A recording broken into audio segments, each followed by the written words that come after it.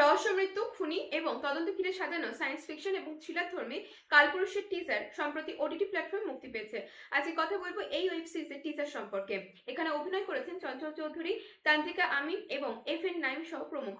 সম্পূর্ণ টিজারটি জুড়ে dark colour tone ব্যবহার করা হয়েছে, একই সাথে প্রতিটি চরিত্রই রহস্যের মধ্যে রাখা হয়েছে। এখানে নাইমের ক্যারেক্টারটির নাম হচ্ছে মিরাজ, যে সম্ভবত একজন পুলিশ অফিসার, যা হাতের গ্লাভস এবং পিছনে দাঁড়িয়ে থাকা পুলিশ অফিসারের দ্বারা বোঝা যায়। একই সাথে সে একটি ডিলুশনের মধ্যে দিয়ে যাচ্ছে, যে কোনো কিছুই বিশ্বাস করে উঠতে পারে না। বাকিদের সংলাপ দ্বারা এটাও পরিষ্কার বোঝা যায়। মার্ডার মিস্ট্রি সহ কেস সলভ করতে গিয়ে হয়তো নাইমের ক্যারেক্টারটির সাথে অনেক কিছু ঘটতে পারে, যা বর্তমান এবং অতীতের সাথে পরস্পর লিঙ্ক রয়েছে। যেমন টিজারের মাঝপথে আমরা এক ব্যক্তিকে দেখতে পাই যে বলছে তাকে ডাকা হয়েছে বলে সে এসেছে, হয়তোবা সে ইনভেস্টিগেশনের সূত্রে কিংবা বিগত কোনো ঘটনা অবলম্বনে। একই সাথে টেবিলের উপর রাখা একটি পুরনো চিঠি এবং বিগত কিছু নিউজ পেপারও দেখতে পেয়েছি। ফিল্ম সিন্ডিকেটের বিগত কাজগুলির সাথে আমরা সুপরিচিত, যেমন কারাগার, কাইসার, তাকদির।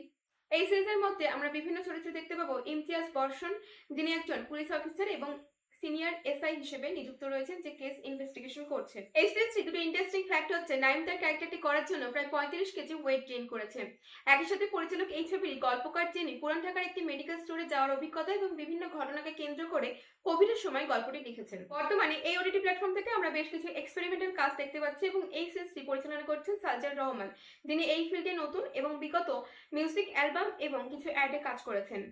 এই সিরিজটি আসলে ফিল্ম সিন্ডিকেটের আন্ডারে আগামী 3 বছরে এই ওটিটি প্ল্যাটফর্মের সাথে চুক্তিবদ্ধ 10টি সিরিজের মধ্যে প্রথম সিরিজ।